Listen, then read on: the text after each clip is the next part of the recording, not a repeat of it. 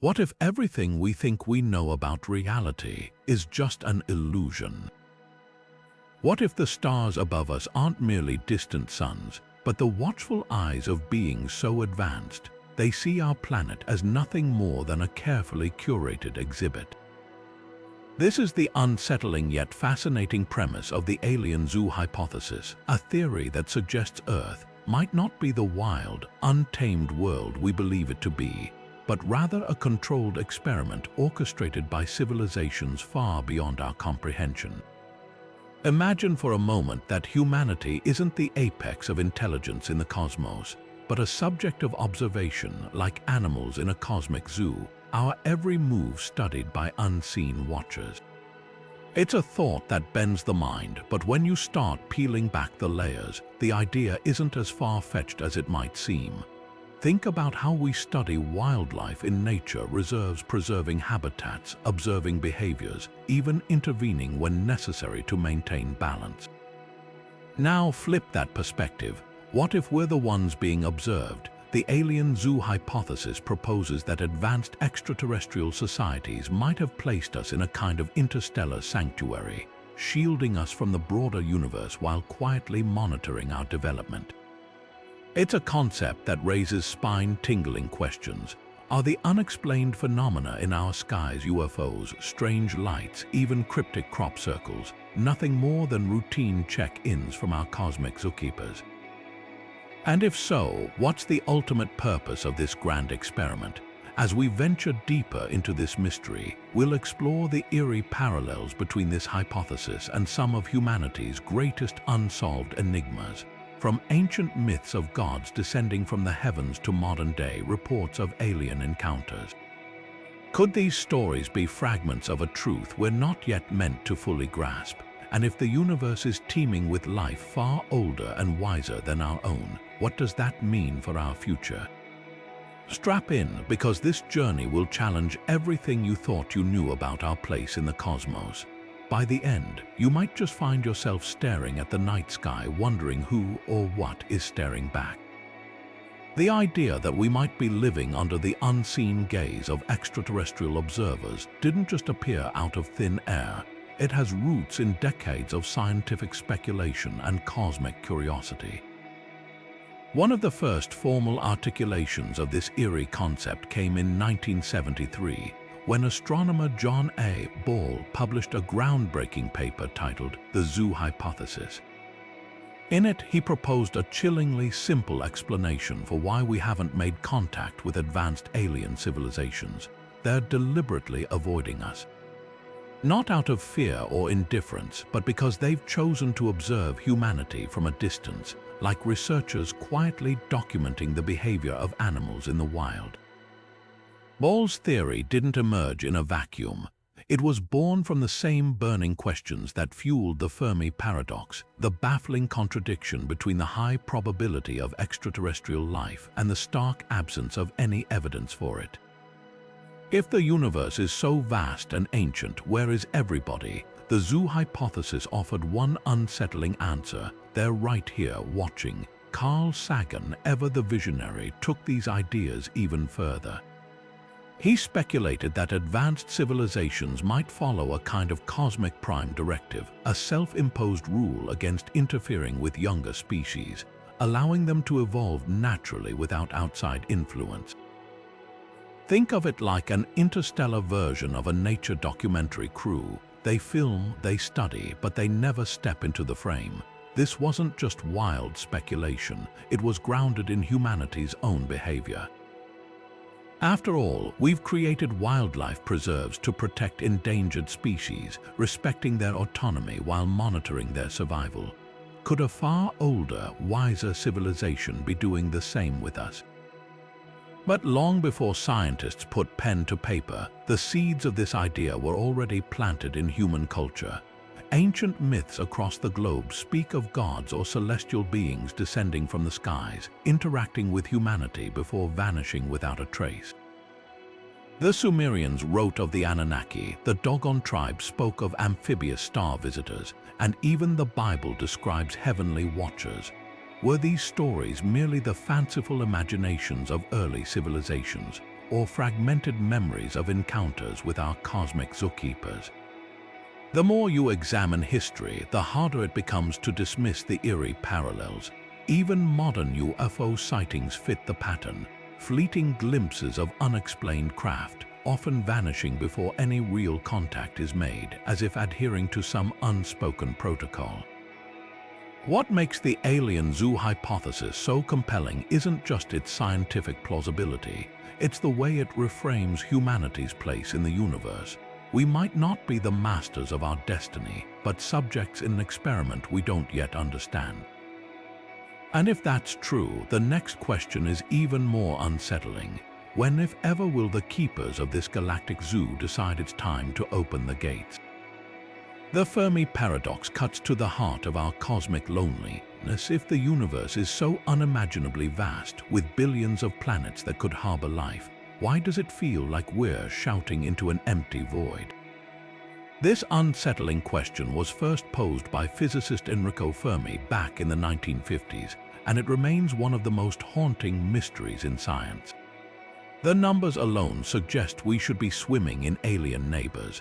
Our galaxy contains hundreds of billions of stars, many with planets in the so-called habitable zone where liquid water and potentially life could exist. Even if intelligent civilizations are incredibly rare, the sheer scale of time and space means there should have been ample opportunity for someone, somewhere, to make their presence known. And yet, the silence is deafening. This is where the zoo hypothesis steps in, offering a chilling yet elegant resolution to the paradox. Imagine stumbling upon an uncontacted tribe deep in the Amazon. As modern observers, we'd likely hesitate before barging into their world with cameras and questions, knowing our very presence could disrupt their way of life. Now scale that up to a galactic level. Advanced extraterrestrial civilizations might view humanity the same way, not as equals to converse with, but as a fragile culture to be preserved and studied from a careful distance. The cosmic equivalent of a wildlife reserve isn't just about avoiding contamination. It's about respecting natural development. After all, how much would we truly learn about a civilization if we swooped in and altered its trajectory? Some scientists argue this restraint could be woven into the fabric of interstellar ethics. Think about how humanity treats its own uncontacted tribes. Governments enforce strict no-contact policies to protect them from diseases and cultural erosion. If alien societies operate under similar principles, their silence isn't indifference, it's restraint. The zoo hypothesis flips the script on our assumptions about first contact. Instead of wondering why aliens haven't reached out, we might consider the possibility that their absence is intentional, even respectful. Yet there's another, darker layer to this idea. Wildlife reserves aren't just about observation, they're also about control. Zookeepers decide when to intervene, when to feed, even when to cull. If Earth is part of some grand interstellar experiment, who's to say the observers haven't already influenced our development in ways we can't yet perceive? Ancient astronaut theorists point to sudden leaps in human technology or mysterious genetic anomalies as potential evidence of tinkering.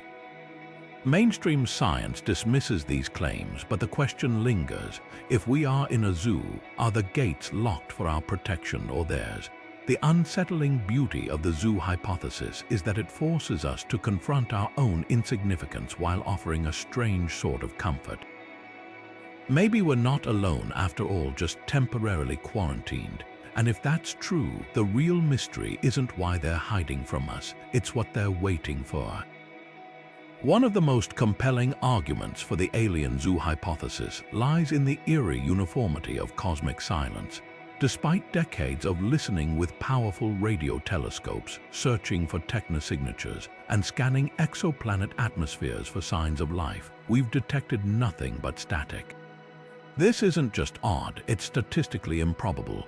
With billions of potentially habitable worlds in our galaxy alone, silence on this scale feels intentional. Proponents argue that this deafening quiet isn't proof of absence, but of restraint. Advanced civilizations might be deliberately avoiding open communication, treating Earth as a protected zone where humanity can develop free from outside influence. The rarity of Earth-like planets adds weight to this idea. Our world isn't just a lucky fluke, it's a Goldilocks miracle with the precise conditions for complex life. A stable star, protective gas giants, plate tectonics, even a giant moon stabilizing our climate. If other civilizations recognize how fragile this balance is, they might see interference as reckless. Imagine discovering a one-of-a-kind ecosystem on a distant exoplanet. Would we blast it with radio signals or observe cautiously to avoid contamination? This ethical framework mirrors the Prime Directive from Star Trek, a fictional rule against interfering with developing cultures. But what if this isn't just sci-fi idealism? It could reflect a universal ethic among advanced species, a recognition that cultural evolution requires isolation. There's also the unsettling possibility that we're being shielded from something. Wildlife reserves don't just protect animals from humans, they protect them from predators. If hostile civilizations lurk in the cosmos, a more benevolent species might quarantine Earth to spare us from threats we can't yet comprehend. It's a dark twist on the hypothesis, suggesting that our cosmic isolation isn't just about study, but survival.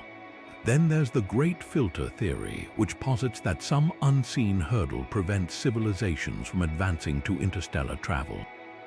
Could the zoo hypothesis be the answer? If intelligent life inevitably self-destructs through war, environmental collapse, or reckless technology, maybe our unseen watchers are waiting to see if we clear that filter before making contact. Their silence isn't indifference, it's a test. Every unexplained UFO sighting, every mysterious anomaly could be a subtle checkpoint in humanity's exam. Whether motivated by ethics, preservation, or something beyond our imagination, the arguments for the zoo hypothesis force us to reconsider our place in the cosmos.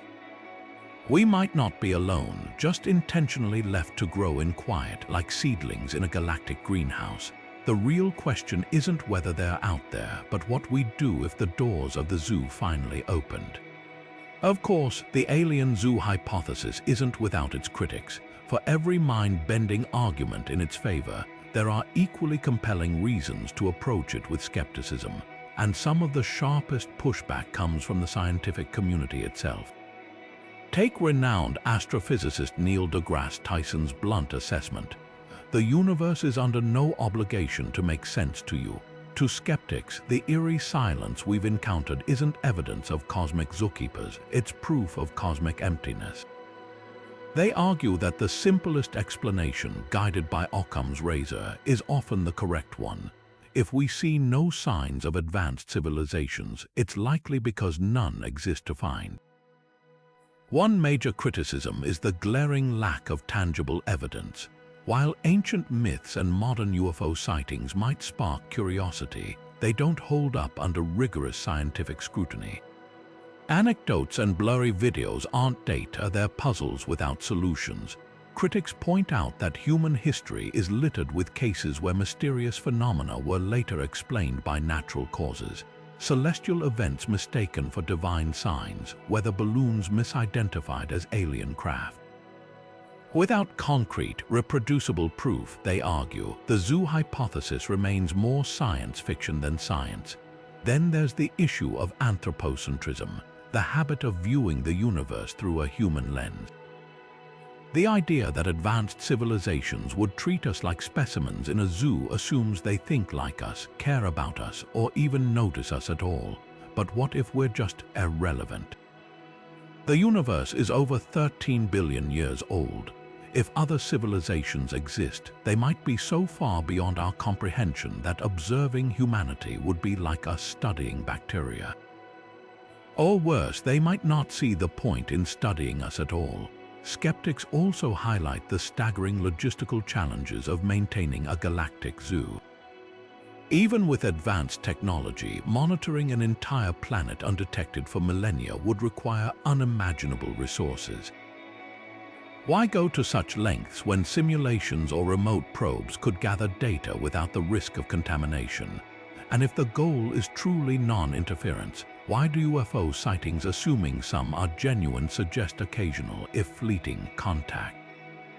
Yet, even as we weigh these counter-arguments, the mystery deepens. The zoo hypothesis doesn't exist in a vacuum. It's one potential thread in a much larger tapestry of cosmic uncertainty. Maybe the truth lies somewhere in between, not a deliberate zoo, but a universe where civilizations are simply too distant, too different, or too transient to connect. Or perhaps we're missing something fundamental, a dimension of reality or communication we haven't yet grasped. What makes this debate so fascinating isn't just the clash of ideas, it's what it reveals about us. The zoo hypothesis, for all its speculative nature, forces humanity to confront our own biases, our hunger for meaning, and our place in a cosmos that owes us no answers. Whether you find the idea thrilling or far-fetched, one thing is certain. Until we have definitive proof, the night sky will remain both a mirror and a riddle, reflecting our deepest questions back at us. The idea that we might be living under the observation of advanced beings isn't the only radical explanation for our cosmic solitude. Another theory, equally mind-bending, suggests we're not just being watched, we might not even be real. Simulation theory, popularized by philosopher Nick Bostrom, argues there's a high probability we're living in an artificial construct, a hyper-realistic digital world created by some future or alien civilization. At first glance, these two ideas, the zoo hypothesis and simulation theory, might seem unrelated. But when you pull back the curtain, they share eerie similarities, and the differences between them might just redefine how we perceive existence itself. Both theories grapple with the same unsettling question: why does reality feel so contained? The zoo hypothesis frames this as a physical enclosure, Earth as a protected habitat, shielded from the broader universe. Simulation theory, on the other hand, suggests the enclosure is digital, with the very fabric of our reality coded by unseen programmers.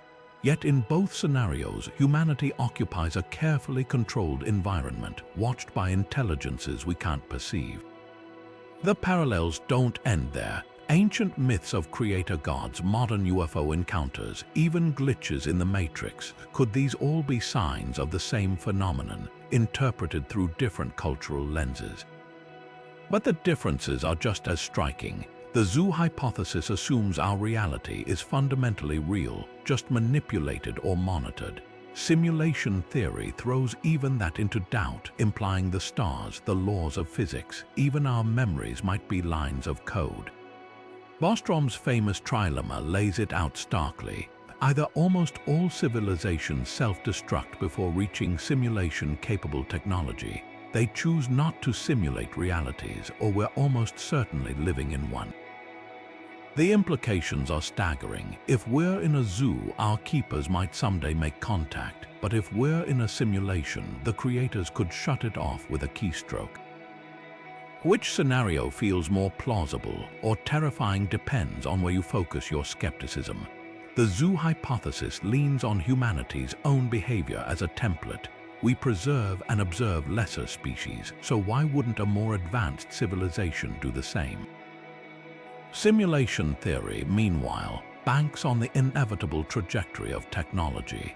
If civilizations millions of years ahead of us exist, creating indistinguishable virtual worlds might be trivial for them.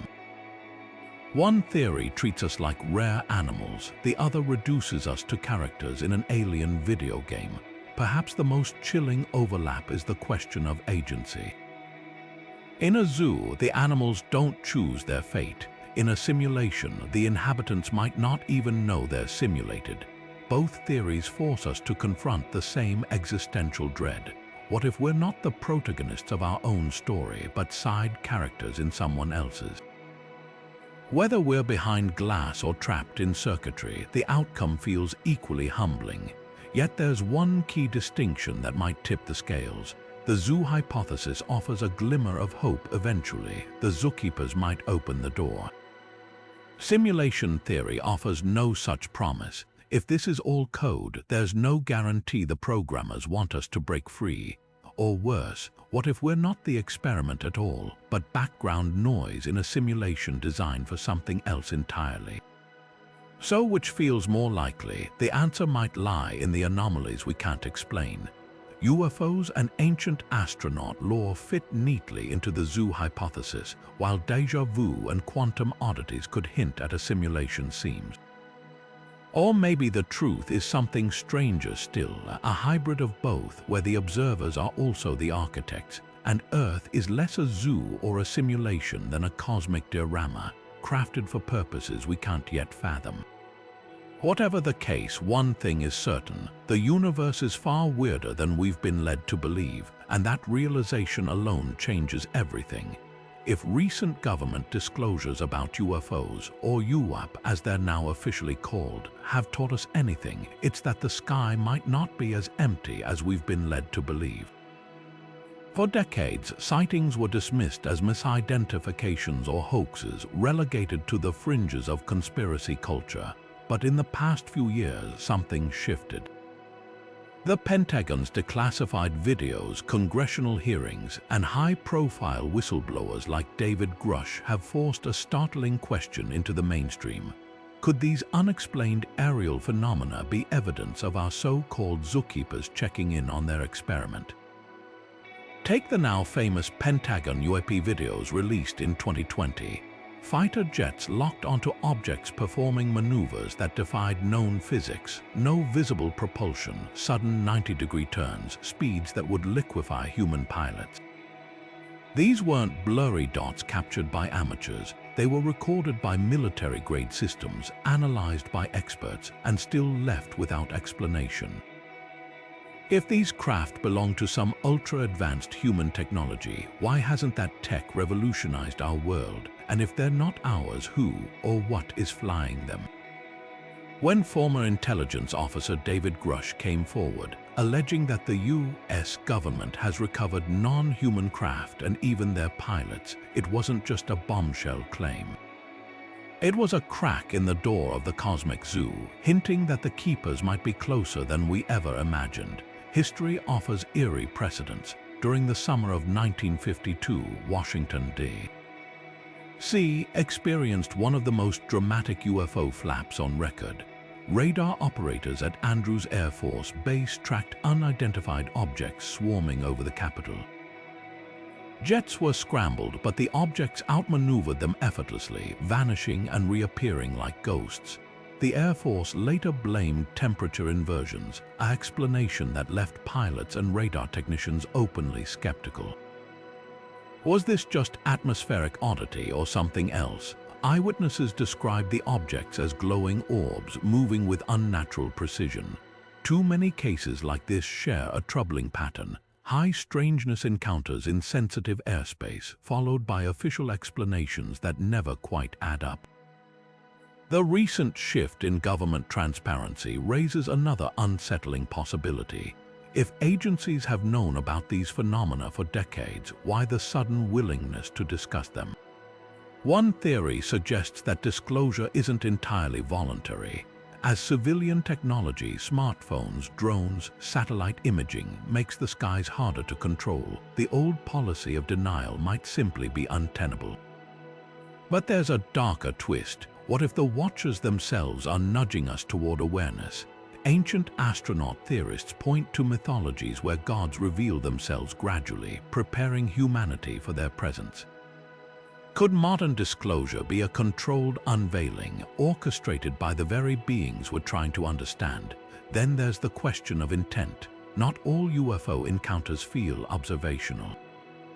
Some carry an almost theatrical quality, like the 1986 Japan Airlines flight that was trailed by a massive, shape-shifting UAP over Alaska, witnessed by both crew and air traffic control. If these are zookeepers, why show themselves so boldly? Wildlife researchers use hidden cameras to avoid disturbing their subjects, unless, of course, the disturbance is part of the study. Psychologists call it the observer effect. The act of watching changes the behavior of the watched. maybe these sporadic, high-profile sightings aren't accidents. Maybe they're tests designed to gauge how humanity reacts to the impossible. The deeper you dig, the more the pieces fit, but into what? Government disclosures validate the reality of UAPs, yet offer no definitive answers. Whistleblowers hint at retrievals of otherworldly tech, but proof remains locked behind classified doors. Historical cases mirror modern ones, suggesting a pattern that spans generations. If this is monitoring, it's meticulous, patient, and deliberately just beyond our grasp. Whether these phenomena represent zookeepers, interlopers, or something even stranger, one thing is clear: the walls of our reality feel thinner than ever. And whatever lies beyond them is moving closer. Long before modern science pondered the idea of a cosmic zoo, ancient civilizations may have left us clues hidden in plain sight, etched into clay tablets, carved onto temple walls, and woven into myths passed down through generations. Consider the Sumerian tablets, some of the oldest written records on Earth, describing the Anunnaki, a race of beings who descended from the heavens to interact with humanity. Texts depict them as towering figures with advanced knowledge, teaching agriculture, mathematics, and even the secrets of the stars. Mainstream archaeology dismisses these accounts as mythology, but what if there's something far more startling? Early documentation of our so-called zookeepers, the parallels are hard to ignore. The Anunnaki weren't portrayed as distant gods but as hands-on overseers, occasionally intervening in human affairs before retreating back to the sky. Sound familiar? It's the same pattern we see in modern UFO encounters: brief, enigmatic contact followed by disappearance. Then there's the Mahabharata, an ancient Indian epic detailing flying machines called Vimana's craft capable of traveling between worlds, armed with weapons of unimaginable power. Descriptions eerily resemble modern accounts of UAPs, metallic discs maneuvering with impossible agility, emitting beams of light. Even more intriguing, the text mentions a celestial war fought with technology that ravaged the land, leaving behind devastation akin to nuclear fallout. Could this be a garbled record of a conflict between alien overseers, or a warning left by those who'd seen firsthand what happens when the zoo's rules are broken? Across the ocean, the Dogon tribe of Mali presents another puzzle. With no access to telescopes, they possessed precise astronomical knowledge about Sirius, a star system invisible to the naked eye, including details about its dense companion star, Sirius B, which wasn't confirmed by science until the 19th century. Their oral traditions speak of amphibious beings called the Namo, who descended from Sirius to bring wisdom. If these stories are simply myths, how did they encode celestial truth centuries ahead of their time? Skeptics argue it's coincidence or contamination from modern visitors, but the Dogon's isolation makes that unlikely. The alternative is unsettling. What if their lore preserves real contact with those who curated, or still curate, this cosmic enclosure? Even the Bible's book of Ezekiel reads like a first-hand account of an extraterrestrial encounter. Ezekiel describes a wheel within a wheel descending from the sky, accompanied by fiery beings and a voice from above. Ancient astronaut theorists argue this mirrors modern close encounters too closely to dismiss. Theologians interpret it as divine revelation, but the mechanical specificity, the spinning wheels, the metallic surfaces suggest something more tangible. Could these texts be fractured memories of humanity's early interactions with its watchers, interpreted through the limited lens of ancient understanding? The common thread in these accounts isn't just the presence of advanced beings, it's their fleeting, conditional engagement. Gods or aliens, they never stay. They guide, then vanish, punish, then retreat. It's as if they're following a protocol, one that mirrors the zoo hypothesis perfectly. Observe but don't overstep. Intervene only when necessary. The real question isn't whether these stories are connected, it's why they all echo the same unnerving theme. Are we piecing together the operations manual of a galactic experiment, written not in some futuristic logbook, but in the very myths we've spent millennia misunderstanding. Perhaps the most haunting possibility is that these ancient records aren't just allegories, they're receipts, proof that the zoo's keepers have always been here, weaving in and out of our history, leaving just enough traces to make us wonder, but never enough to be certain. And if that's true, the next chapter of this story might already be written, waiting for us to stumble upon it in some forgotten artifact or declassified file. The past, it seems, is far from silent. The only question is whether we're listening. How would humanity react if one day irrefutable proof emerged that we're not the masters of our own destiny, but subjects in a galactic experiment? The psychological impact of accepting the zoo hypothesis could ripple through society in ways both profound and unpredictable. Consider the overview effect, the cognitive shift astronauts experience when seeing Earth from space, a tiny, fragile oasis against the infinite black. That same awe might turn existential if we learned our planet isn't just isolated, but intentionally quarantined. Would it unite us as a species or plunge us into collective despair? History offers clues. When Copernicus displaced Earth from the center of the universe, it didn't just rewrite textbooks, it shattered an entire worldview. The zoo hypothesis could trigger a similar crisis of meaning. Studies show that when people confront vast cosmic scales, they often experience two competing impulses, either a crushing sense of insignificance or a renewed appreciation for human connection.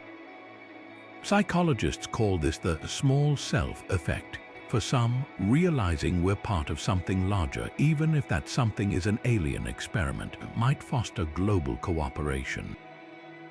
After all, zoo animals don't fight over territory when the real power lies beyond the enclosure. But there's a darker scenario. The 20th century's atomic age revealed how existential threats can breed either solidarity or nihilism. During the Cold War, the doomsday clocks ticking drove some to activism, others to hedonism. If humanity believed our fate rested in unknown hands, would we strive to prove our worth or abandon long-term planning altogether? Cultures steeped in predestination myths like Calvinism demonstrate how belief in a predetermined path can inspire diligence in some, resignation in others.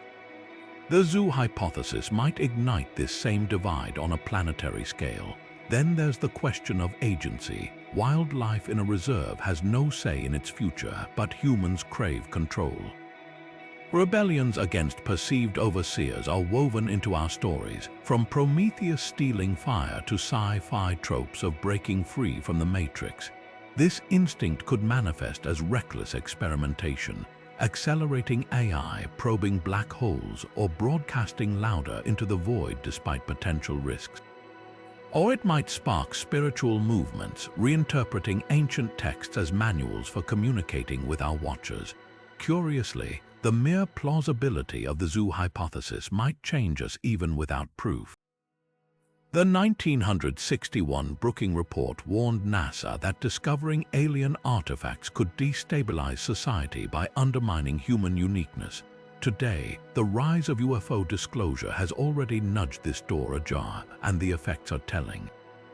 Polls show those who believe in extraterrestrial life report higher environmental concern, as if recognizing we share a fragile habitat. This cosmic perspective mirrors the overview effect's unifying power. Perhaps the real function of a zoo isn't just observation, but fostering growth through gentle humility. Yet the greatest impact might be on our children. Imagine a generation raised knowing they're being watched. Would they perform for unseen observers like actors on a stage, or retreat into private worlds where scrutiny can't reach? Social media has already conditioned us to live under invisible audiences, an eerie rehearsal for this very scenario.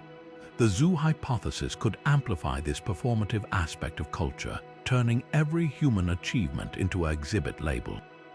Whether terror or transcendence awaits might hinge on one factor: transparency. Zoos work best when animals don't realize they're caged, but humanity's defining trait is curiosity. We pick at locks. If the keepers ever step from the shadows, the shock could either paralyze us or ignite a creative explosion unlike anything in history. After all, what's more human than staring back at the watchers and demanding answers? Imagine for a moment that Earth isn't just another planet. It's a carefully preserved exhibit, and we're the endangered species. If advanced civilizations are indeed observing us from the shadows, what ethical framework guides their actions? The moral implications of a galactic experiment are as vast as they are unsettling. On one hand, isolation could be the ultimate act of cosmic benevolence, an interstellar version of leaving no trace.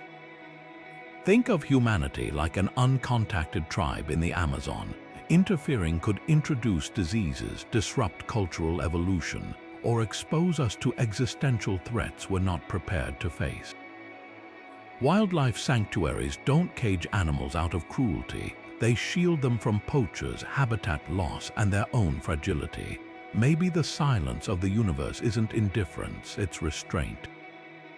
But there's a darker interpretation. Conservation efforts sometimes demand tough choices, relocating animals, culling overpopulated herds, even editing ecosystems to maintain balance. If we're part of a similar project, who decides what's best for us? Ancient texts speak of floods, plagues, and divine interventions. Could these be records of past adjustments made by our cosmic caretakers?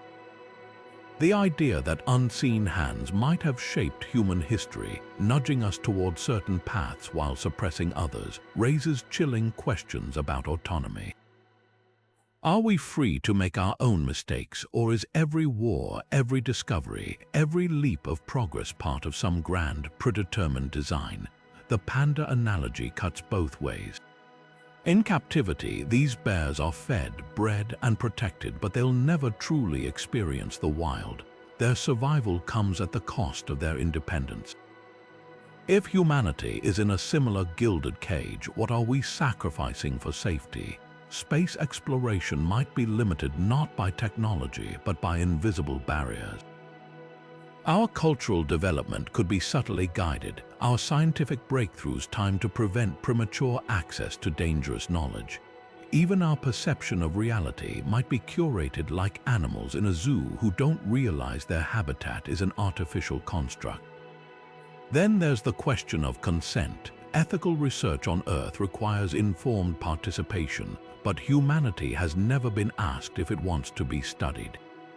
This asymmetry of power mirrors historical atrocities, colonial exploitation, unethical human experiments, raising the specter of cosmic imperialism.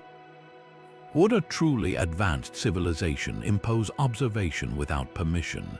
Or is their distance itself a form of respect, acknowledging that contact would irrevocably alter us? Perhaps the most haunting possibility is that our isolation serves someone else's interests. Wildlife reserves protect animals, but they also serve tourists and researchers. If Earth is a zoo who's visiting, the chilling answer might lie in our own behavior. We preserve rainforests not just for the trees, but for the medicines and resources they might yield. Are we being left to develop until we become useful, or until we outlive our purpose? The ethical paradox at the heart of the zoo hypothesis forces us to confront uncomfortable truths about power, morality, and the nature of progress. Whether our cosmic solitude is a kindness or a manipulation might depend on one unanswerable question: what do the keepers want? And when, if ever, do they plan to tell us? What if our cosmic zookeepers aren't hiding from us, but simply operating in ways we can't yet perceive? Think about how a chimpanzee in the jungle might miss the infrared cameras and microphones hidden in the trees, tools so far beyond its understanding they're effectively invisible. Now scale that up to a galactic level. The technological gulf between humanity and a civilization potentially millions of years ahead of us could render their presence undetectable by our current methods. They might not need stealth, just as we don't need camouflage to avoid being noticed by ants. Take the concept of cloaking. Human militaries already experiment with metamaterials that bend light around objects, creating rudimentary invisibility. Now imagine a society that's mastered quantum manipulation. Their ships or monitoring stations could exploit properties we're only beginning to grasp, like photon entanglement or space-time curvature, to exist literally outside our visible spectrum. Even our most advanced telescopes would scan right past them. Some scientists speculate that dark matter itself, which makes up most of the universe's mass yet eludes direct detection, could be the scaffolding for alien infrastructure. We're searching for shadows in a room where the lights might be on in wavelengths we can't see. Then there's communication. We sweep the cosmos for radio signals, but that's like expecting a telegram from a civilization using quantum entanglement. Neutrinos, ghostly particles that pass through entire planets unimpeded, could be the galactic internet carrying messages we lack the decoders to read. The famous WOW signal, a one-time radio burst detected in 1977, might not have been a greeting. It could have been a data packet leaked from a neutrino-based network, as meaningless to us as a Wi-Fi signal to a stone. Consider megastructures, a type Roman II civilization on the Kardashev scale.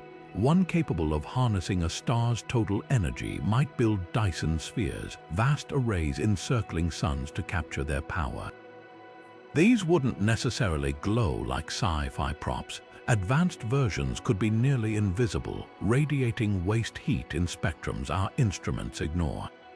Some astronomers search for stars that mysteriously dim at irregular intervals, a potential signature of such constructs. But if these civilizations perfected energy efficiency, even that telltale flicker might be absent. Their greatest works could surround us, hidden in plain sight.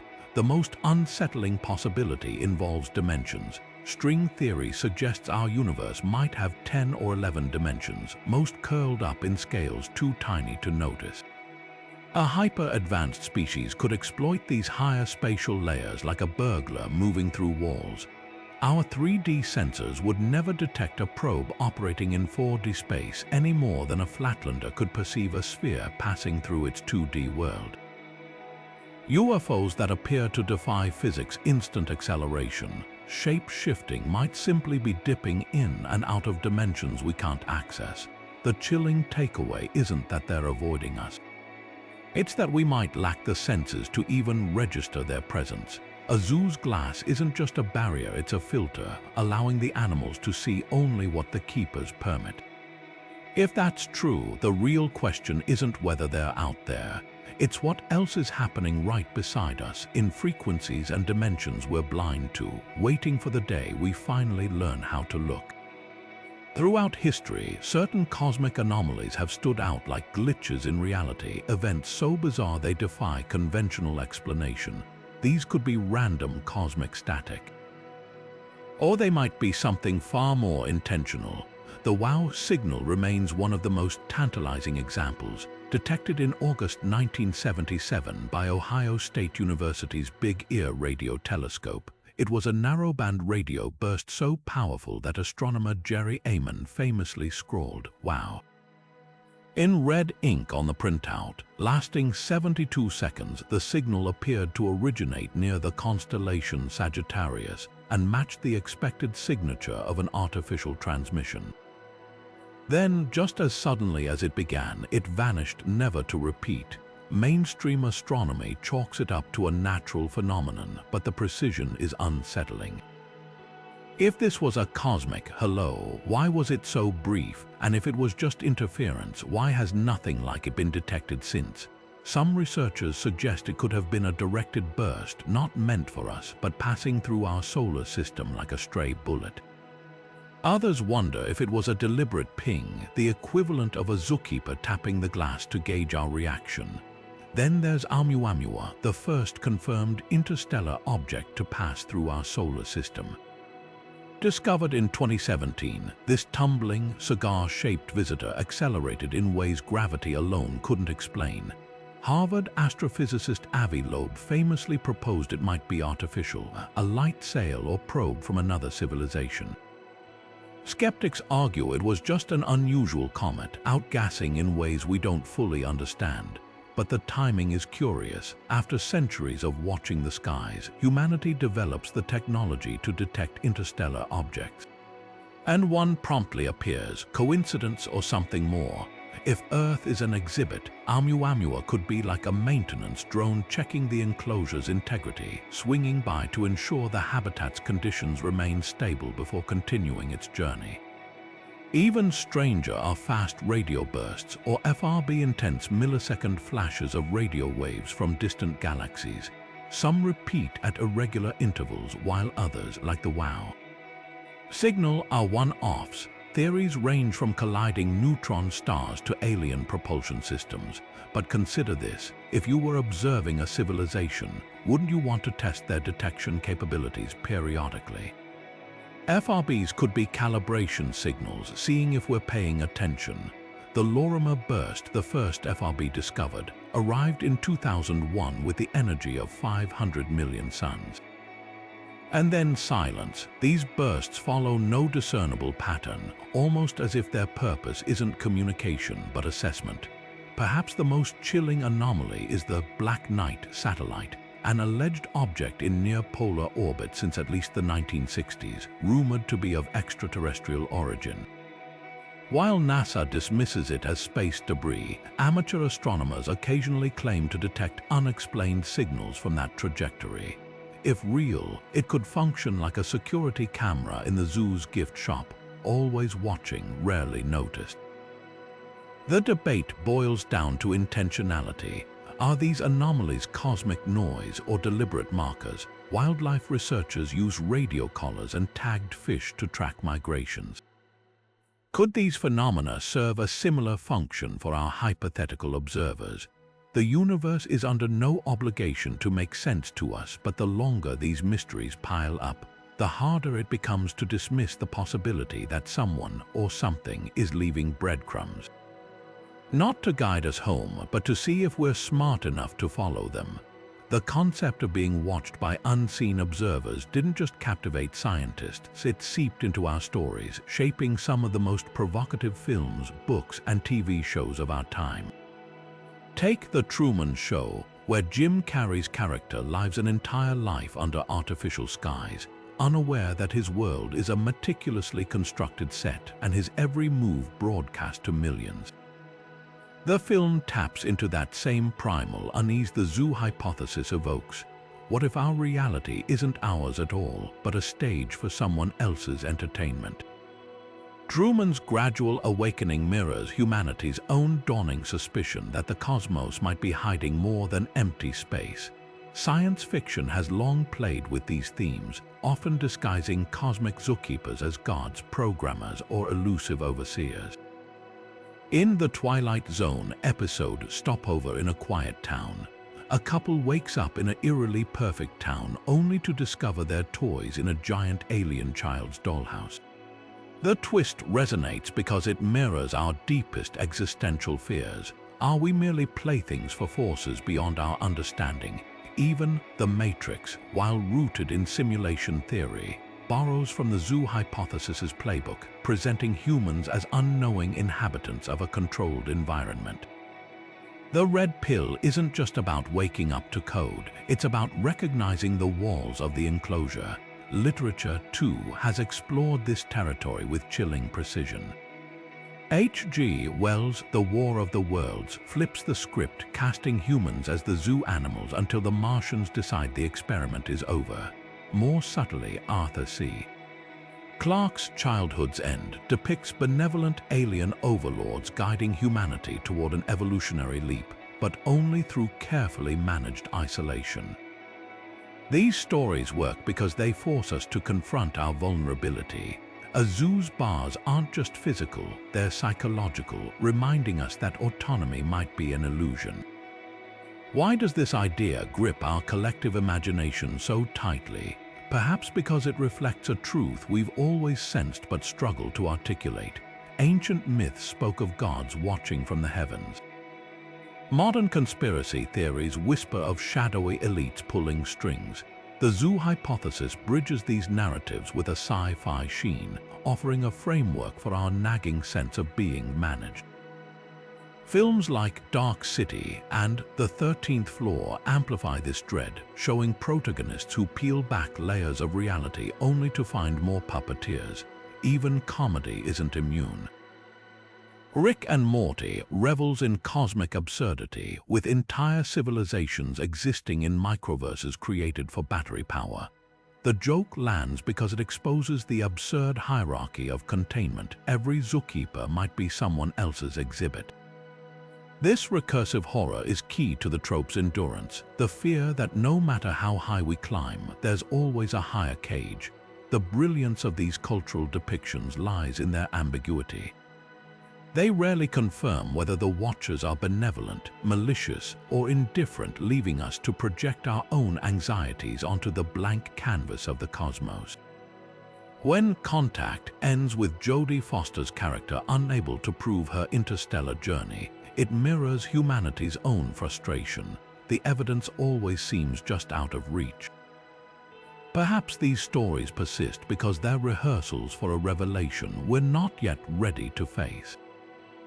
If the sky one day cracks open, will it feel like a twist ending or the climax of a plot we've been acting in all along? Until then, our films and books keep whispering the question we're afraid to ask aloud. Who's really holding the script? From the Garden of Eden to the celestial gardens described in Hindu cosmology, humanity's oldest stories whisper a hauntingly consistent theme. We are not alone, and our world is not entirely our own. The biblical tale of Eden paints a vivid picture, a walled paradise where the first humans lived under divine supervision, forbidden from tasting the fruit of knowledge. The parallels to the zoo hypothesis are uncanny. Was Eden not the ultimate enclosure, a controlled habitat where humanity's earliest steps were monitored by a higher power? The serpent's temptation, the sudden ejection from the garden, these could be read as metaphors for a breach in the experiment's protocols, a moment when the subject started asking too many questions. Venture eastward and the echoes grow louder. In Hindu tradition, the Vishnu Purana describes endless cycles of creation and destruction, with avatars descending to restore balance when humanity strays too far. These interventions mirror the idea of zookeepers occasionally adjusting the conditions of their experiment. The Mahabharata even speaks of celestial weapons, divine technology wielded by gods to correct humanity's course. Meanwhile, the Aboriginal Dreamtime speaks of ancestral beings who shaped the world and its laws before retreating, leaving behind subtle signs of their presence. Could these narratives be cultural memories of a time when the watchers were more hands-on? The ancient Egyptians took this further, depicting their gods not as distant spirits but as physical rulers who walked among them. The pharaohs claimed direct descent from these deities, acting as intermediaries between the divine and the human. The Great Pyramids, with their precise astronomical alignments, almost feel like homing beacons or boundary markers, a way to signal the keepers that their experiment was proceeding as planned. Even the Book of Enoch, excluded from mainstream biblical canon, describes watchers who descended to Earth, mingling with humans and sharing forbidden knowledge before being punished for their transgressions. The recurring motif is impossible to ignore, advanced beings setting rules, then enforcing them when lines are crossed, nor are these themes confined to the ancient world. The Norse believed the gods resided in Asgard, separated from humanity by the Bifrost, a rainbow bridge that could be opened or closed at will. The Greek Titans were imprisoned in Tartarus, a prison as much as a containment zone. The Hopi speak of previous worlds destroyed when humanity lost its way, each collapse followed by a guided rebirth. These stories span continents and epochs, yet they share a common thread.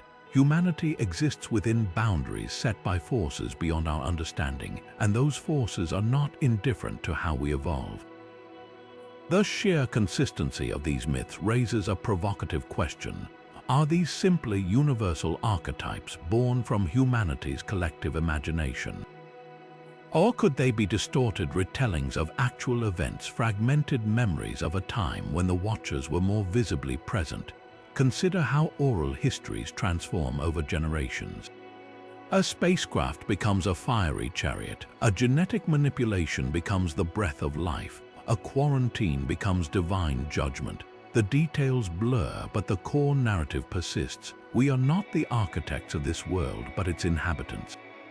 Perhaps the most telling parallel lies in how these stories end. Ragnarok, Armageddon, the Kali Yuga myths overwhelmingly conclude with a reckoning, a moment when the Watchers return to dismantle the experiment. Whether framed as punishment or renewal, the implication is the same. The zoo is not permanent. One day, the keepers will open the gates. The only question is whether we'll be ready to meet them, or if we'll even recognize them when they do. Humanity's relentless pursuit of knowledge has led us to conduct countless experiments on other species, primates in particular, studying their behavior, intelligence, and biology in controlled environments. We observe them through glass partitions, track their social hierarchies, even alter their genetics to better understand our own origins. But what if this isn't just science? What if it's a haunting reflection of our own place in the universe?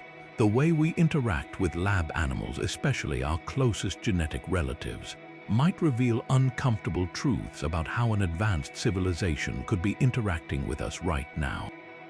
Consider the famous case of Project NIM, a 1970s experiment that raised a chimpanzee like a human child to test language acquisition.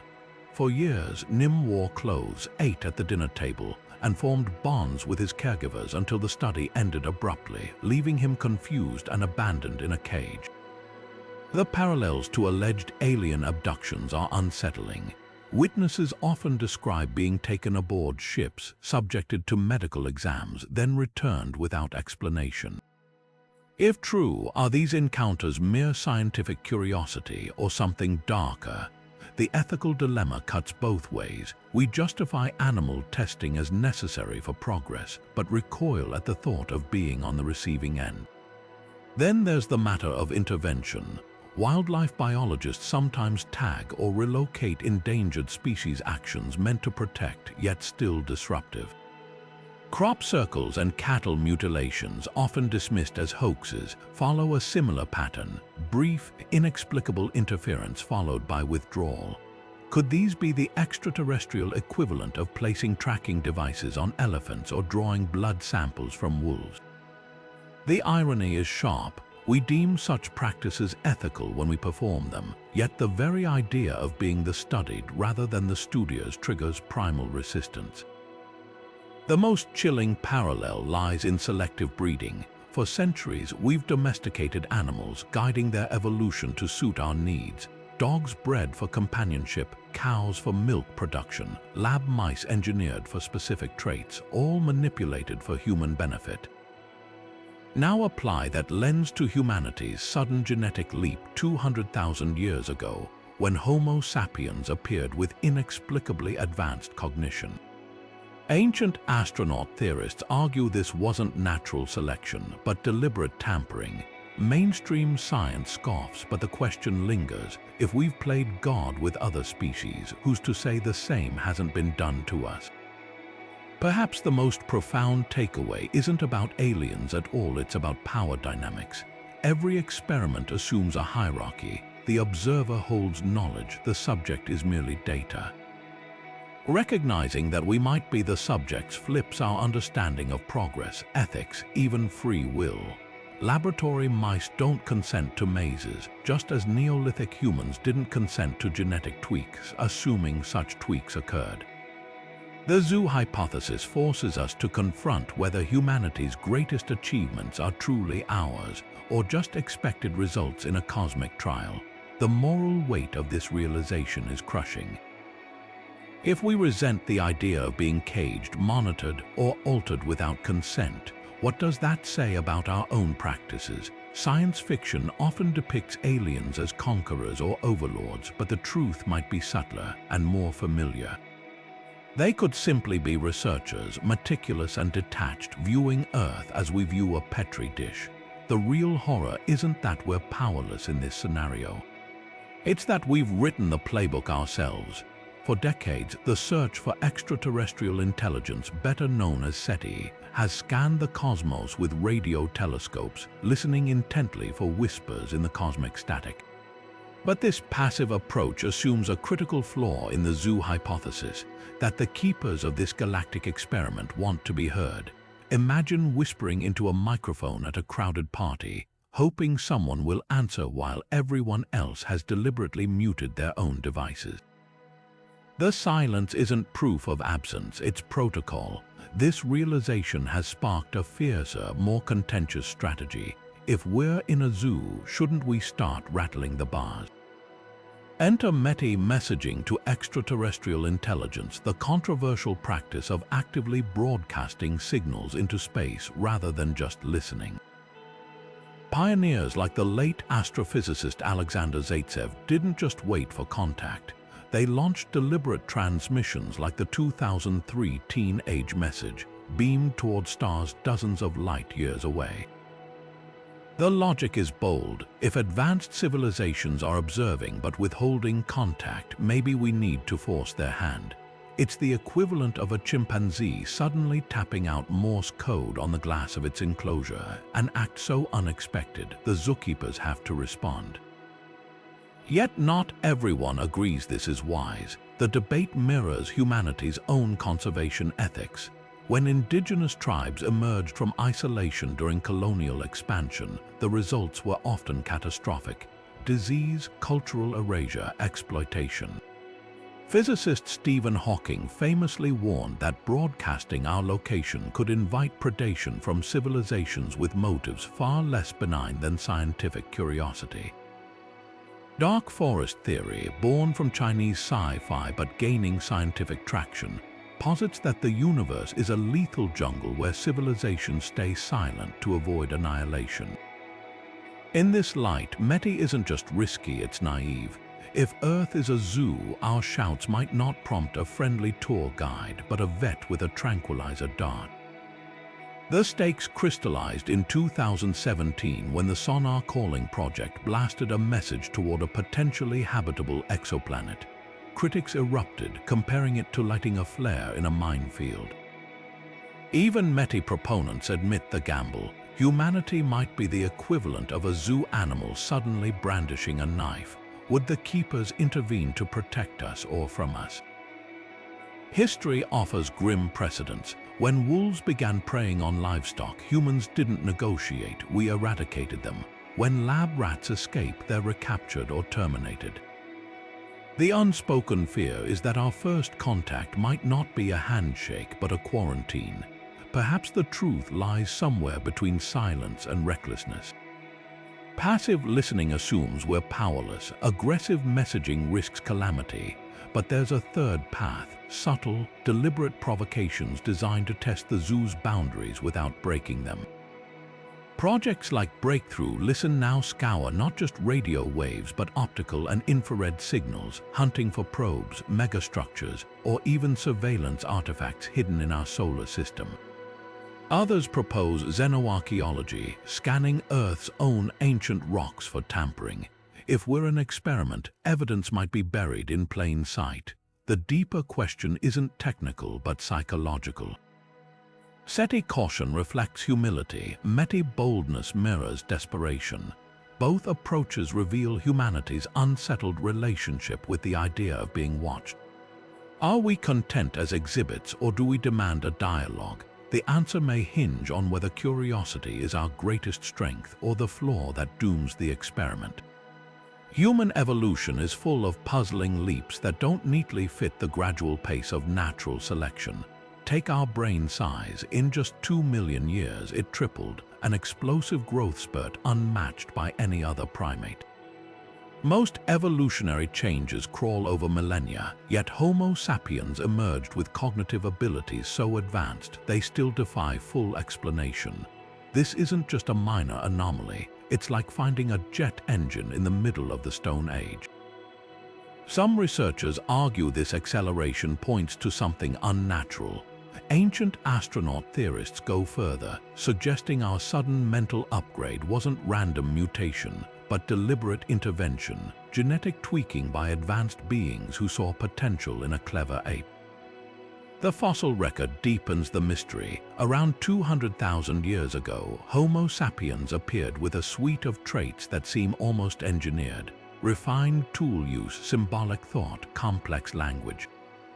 Neanderthals, our closest relatives, had robust bodies and larger eyes, adaptations for survival. Yet it was our species, with its fragile skeleton and energy-hungry brain, that inexplicably thrived. Evolutionary biologists call this the big brain gamble because such rapid development should have been a liability. Brains are metabolic black holes, consuming 20% of our energy while leaving us vulnerable with long childhoods and difficult births. Natural selection usually punishes inefficiency, yet here we are, unless of course something or someone tipped the scales in our favor. Then there's the FOXP2 gene, often dubbed the language gene. This tiny strand of DNA, crucial for speech and complex communication, shows stark differences between humans and chimpanzees. Mutations like this usually take eons to stabilize, yet FOXP2 appears to have spread through our ancestors almost overnight in evolutionary terms. Even more curious, similar rapid changes are seen in genes linked to brain connectivity and neural development. It's as if our DNA was fine-tuned for cognition in a series of precise, targeted adjustments. Mainstream science attributes this to lucky mutations, but the statistical odds of so many perfect changes aligning so quickly stretch credibility. Skeptics counter with climate shifts and social pressures. The idea that ice ages or tribal competition forced rapid adaptation. But here's the catch: other animals faced the same pressures without evolving quantum physics and symphony orchestras. Wolves didn't start writing poetry during the Pleistocene. The gap between human achievement and the rest of the animal kingdom isn't just a step, it's a chasm. Even our closest genetic cousins, like bonobos, show no signs of crossing it despite millions more years of evolution. The most haunting question isn't whether we were tampered with, it's why. Ancient texts like the Sumerian tablets describe gods mixing their essence with early humans to create a hybrid workforce. The biblical Nephilim, the Hindu Manus, even the Dogon's tales of amphibious star visitors, all echo the same theme: beings from above reshaping humanity for their own ends. Modern genetics adds eerie weight to these stories. Our genome contains stretches of junk DNA with no known function, some eerily similar to sequences found in extremophiles organisms that thrive in space-like conditions. Could these be biological markers left behind like fingerprints in a lab? Of course, Occam's razor suggests simpler explanations. Maybe we're the product of 1,000 lucky breaks, a cosmic roll of the dice that landed on genius. But when the dice keep landing the same improbable way, it's worth asking if they're loaded. The zoo hypothesis doesn't demand belief, just consideration. After all, if you found a smartphone in a Neolithic dig site, you wouldn't assume cavemen invented microchips. You'd suspect someone dropped it there. Our brains might be that smartphone, an artifact out of time, waiting for us to unlock its true origins. The debate won't be settled by fossils or genes alone. It's a clash of worldviews, one where humanity's rise is a beautiful accident, the other a carefully guided experiment. Both possibilities are humbling in their own way. Either we're staggeringly lucky or we're not alone in the universe. And if the latter is true, those who shaped us might still be watching, waiting to see what their creation does next. Climate change might be the ultimate litmus test in the cosmic experiment we call Earth. If the alien zoo hypothesis holds any truth, then the escalating environmental crises we face could be more than just natural cycles or human folly. They might be a carefully orchestrated challenge designed to see how we respond when our habitat starts collapsing. Think about it. Zookeepers don't intervene when animals overpopulate or exhaust their resources.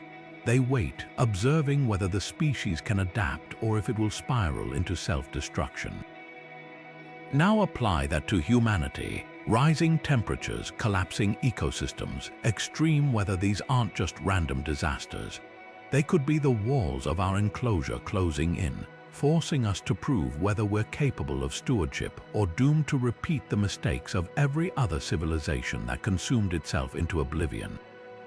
This idea intertwines eerily with the Gaia hypothesis, the theory that Earth functions as a single, self-regulating system. Named after the ancient Greek goddess of the Earth, the concept suggests our planet maintains equilibrium much like a living organism, adjusting temperature, atmospheric composition, and even biodiversity to sustain life. But here's the unsettling twist. If Earth is a sealed habitat under observation, then Gaia's mechanisms might not be autonomous. They could be part of the zoo's life support systems, calibrated to push us toward critical thresholds. Coral reefs bleach, glaciers melt, and forests burn not just because of industrial emissions, but because the experiment demands a response. Will we innovate or will we perish? History offers grim precedents.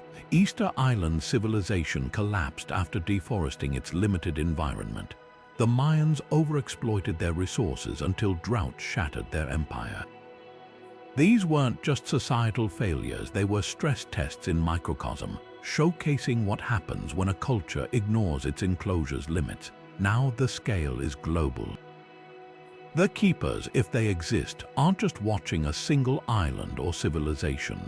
They're observing whether an entire species can recognize the boundaries of its habitat before it's too late.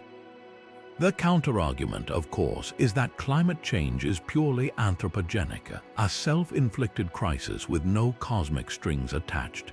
But even this perspective fits the zoo hypothesis in a twisted way. If humanity's greatest flaw is short-term thinking, then climate denial and political inertia aren't just human weaknesses. They could be the control variables of the experiment, testing whether intelligence inevitably leads to self-sabotage. After all, what's the point of a zoo if the animals don't reveal their true nature under pressure? Some researchers speculate that the recent surge in UFO activity near sensitive environmental sites, nuclear facilities, oil rigs, even melting polar ice isn't coincidence. If these craft belong to our hypothetical overseers, their sudden appearances might be less about surveillance and more about diagnostics.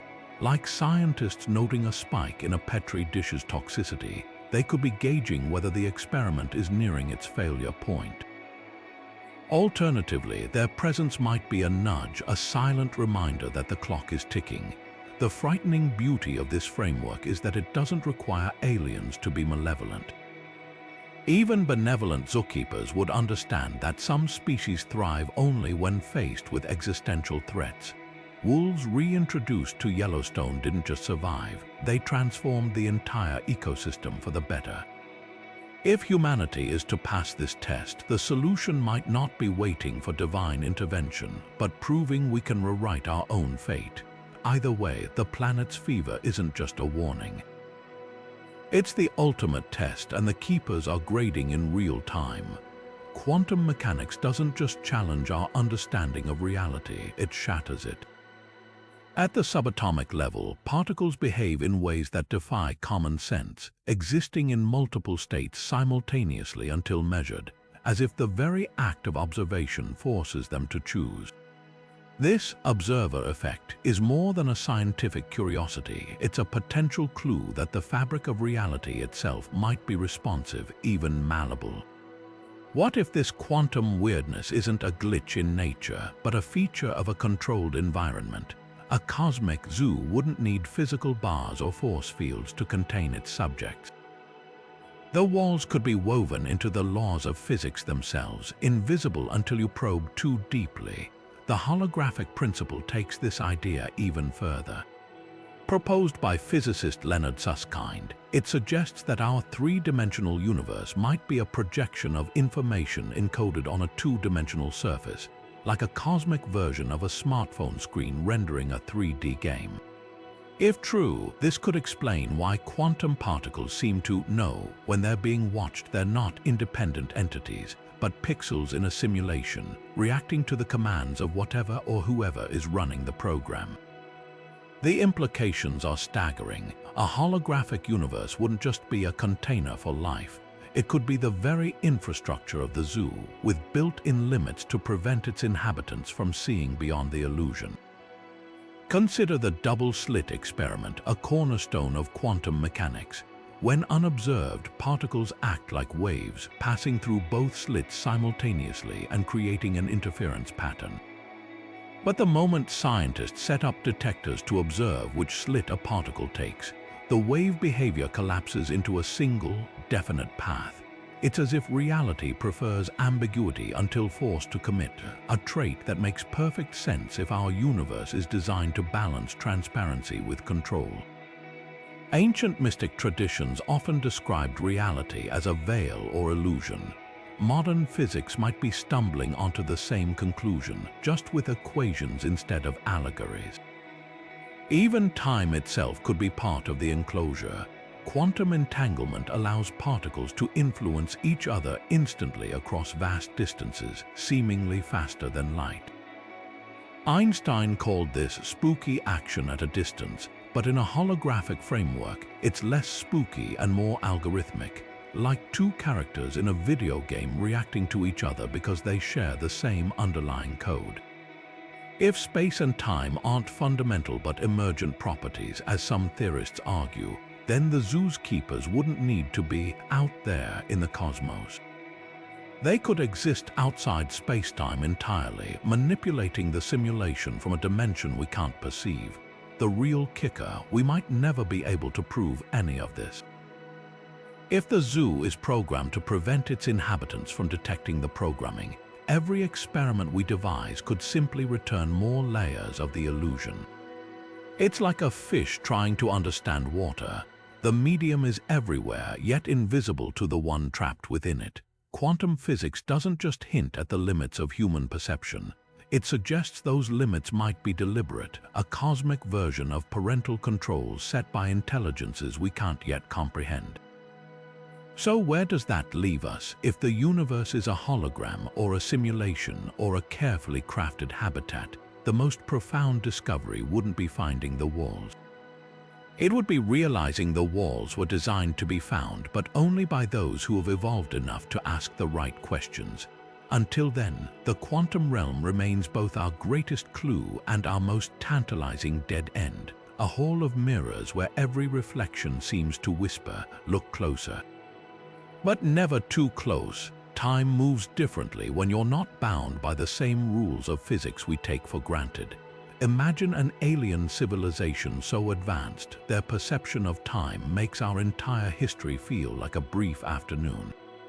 Just as a mayfly lives only 24 hours while entire human civilizations rise and fall outside its awareness, what if our millennia-spanning timeline appears as mere blips to observers operating on a cosmic clock? This isn't just speculative fantasy, it's grounded in real science. Einstein's theory of relativity proves time isn't absolute. Near a black hole or at near light speeds, clocks tick slower compared to those on Earth. Now scale that up. Beings harnessing technologies we can't fathom might experience time so dilated that a century to us feels like a coffee break to them. This framework could explain one of the most baffling aspects of UFO phenomena, their sporadic appearances throughout human history. Ancient cave paintings, medieval tapestries, and modern radar logs all describe similar aerial anomalies, but with gaps spanning generations. If these are check-ins from extraterrestrial monitors, their irregular timing might not reflect disinterest, but a radically different biological or technological relationship with time. Consider how wildlife researchers tag animals and return months or years later to assess their growth. To the animals, these visits seem random. To the scientists, they're perfectly scheduled. The pyramids might have been built under their watch one day. The Industrial Revolution documented the next. The implications grow stranger when you factor in potential hibernation or digitized consciousness. Advanced civilizations could slow their metabolic rates to near suspension, awakening every few thousand years to log data before returning to stasis. Alternatively, they might exist as non-corporeal intelligences for whom time is a mutable construct, not a linear prison. Ancient astronaut theorists point to myths like the Hindu concept of the Year of Brahma, where gods experience epochs as casually as we experience seasons. Even modern astronomy hints at this. Pulsars, cosmic lighthouses emitting precise radio bursts, operate on timescales so vast their pulse intervals outlast human civilization. If aliens use similar celestial clocks, their idea of routine surveillance could leave us waiting centuries between sightings. Then there's the data itself. Monitoring a planet over millennia wouldn't require constant presence, just strategic sampling. Climate scientists reconstruct ancient atmospheres from ice cores spanning hundreds of thousands of years. A single ice sample represents centuries of data. Applied to Earth, this suggests UFO waves might coincide with critical evolutionary or cultural inflection points: the dawn of agriculture, the atomic age, the digital revolution.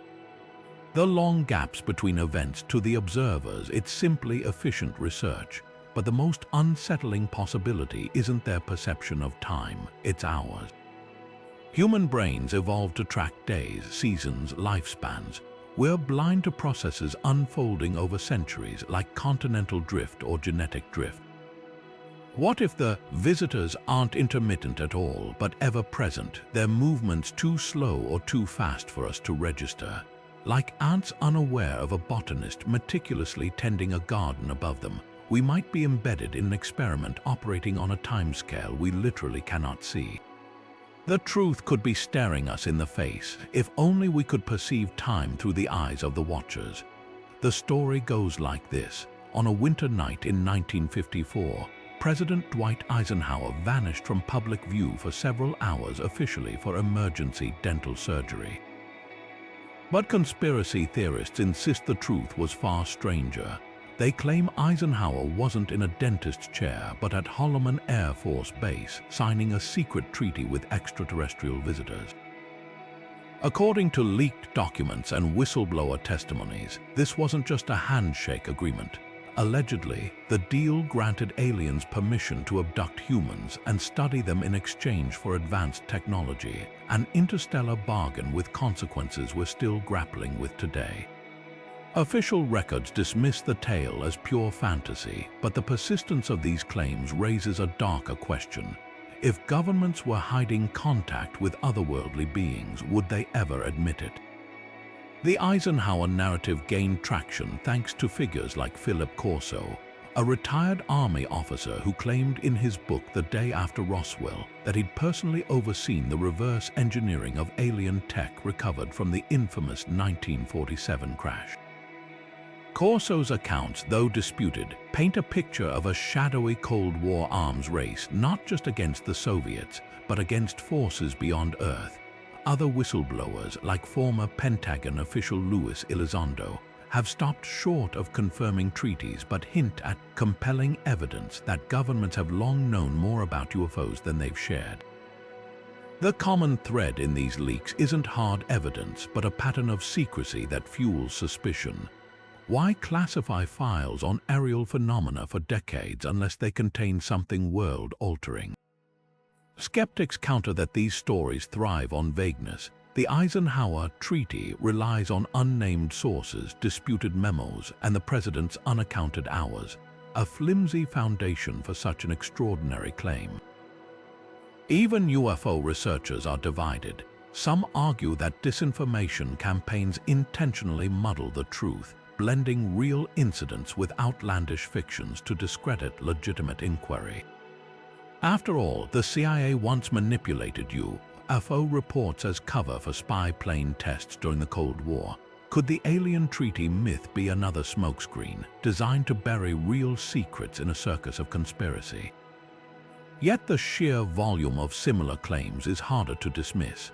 From Bolivia to Britain, military insiders and intelligence officers have whispered about clandestine agreements.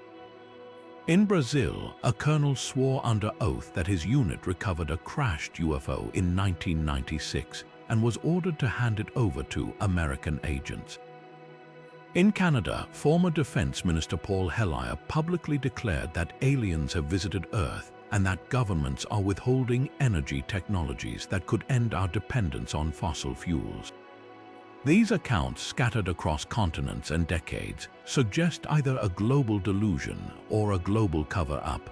The most chilling possibility isn't that these stories are true, but that they're fragments of something real, distorted by time and secrecy. Imagine a scenario where early military encounters with UAPs were misinterpreted as contact, leading to panicked protocols that calcified into myth. Or consider the reverse. What if treaties were signed not with aliens, but with human factions who'd mastered otherworldly tech and found it profitable to play the role of extraterrestrials? History is riddled with powerful groups manufacturing mystique to control narratives, from medieval priests claiming divine authority to Cold War spies staging paranormal hoaxes. The deeper you dig, the clearer it becomes. The line between conspiracy and fact isn't just blurred, it's a hall of mirrors. Every declassified document raises new questions. Every whistleblower's motive is suspect.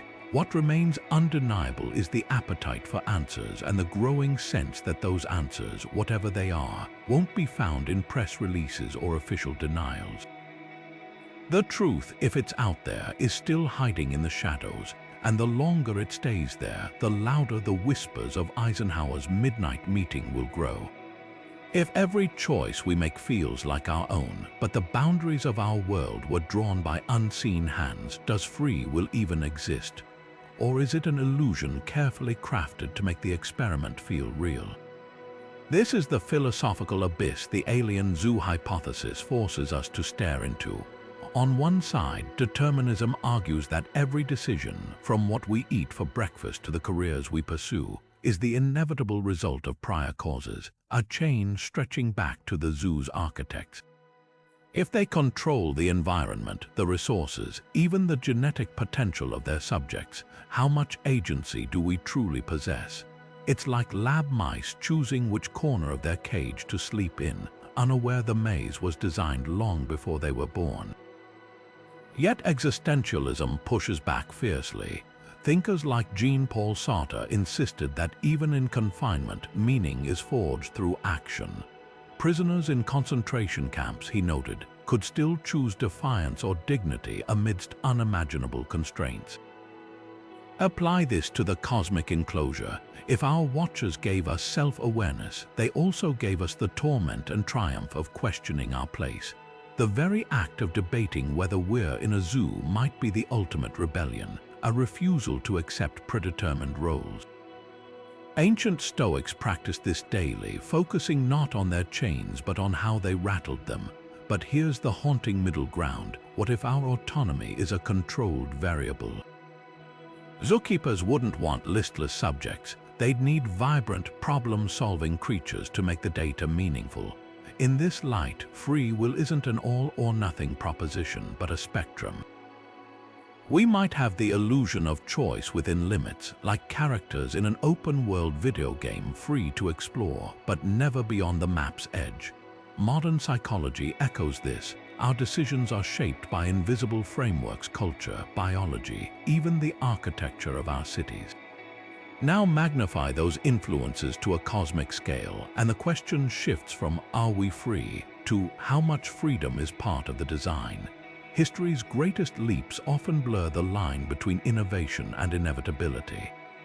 The simultaneous invention of calculus by Newton and Leibniz hints at ideas whose time had come, as if progress follows a hidden script.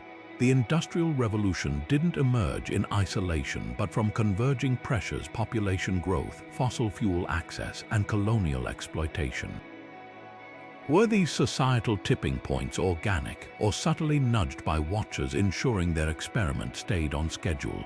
Even our current era, hurtling toward AI and space colonization, feels less like random growth and more like a curriculum, a syllabus for a species being graded. The terrifying beauty of this dilemma is that it mirrors humanity's oldest myths. The Greek fates wove destinies, yet heroes still fought for glory. Calvinist theology preached predestination, but followers worked tirelessly to prove their elect status.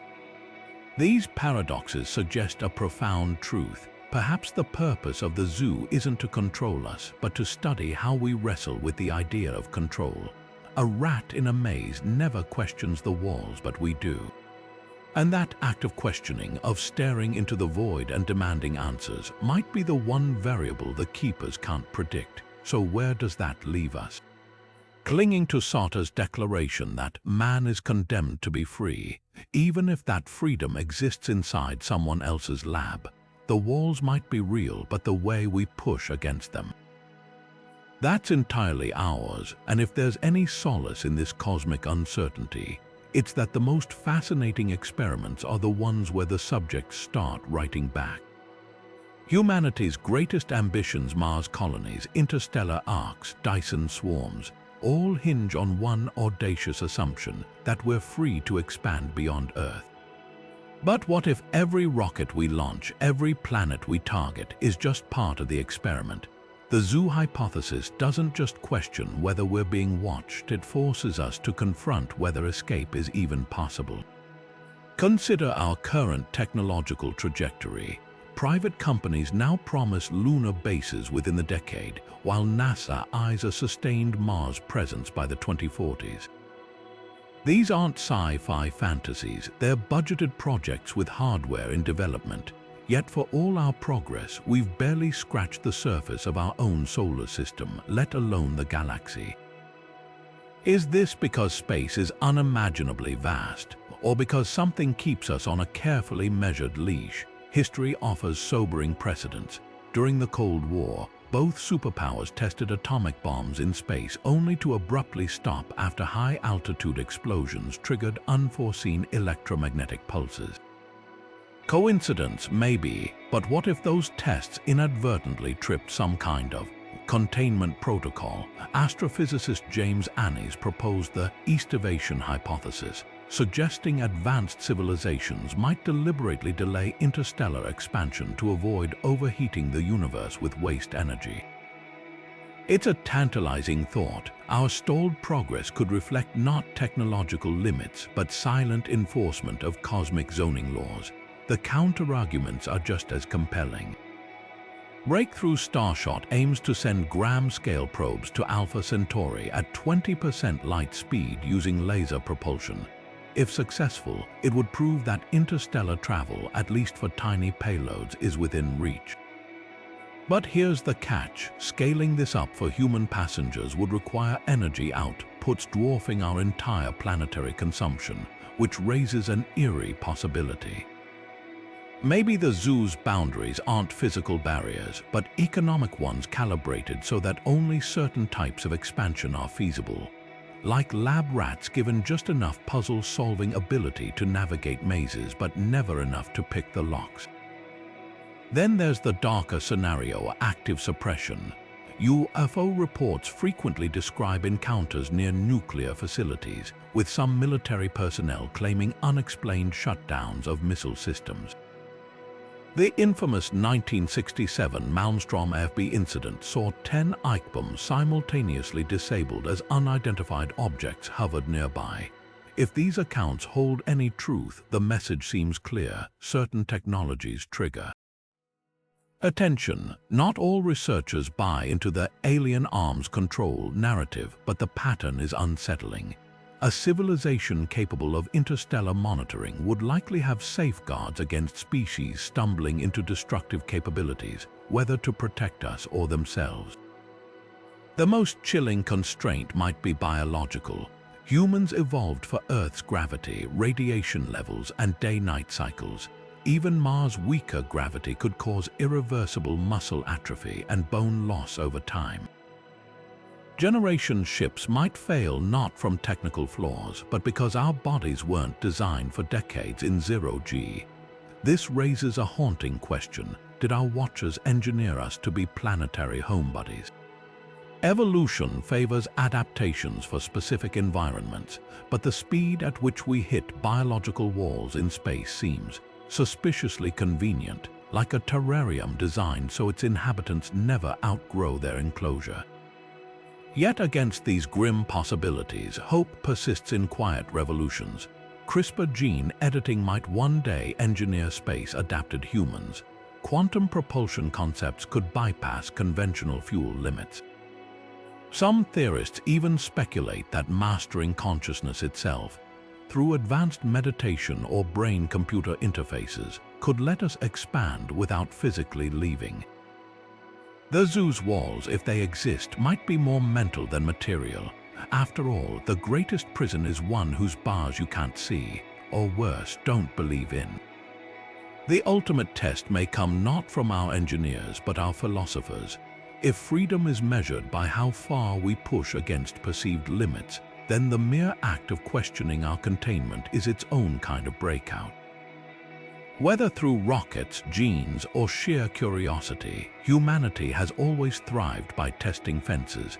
The cosmos may be silent not because we're alone, but because it's waiting to see if we're brave enough to redefine what's possible.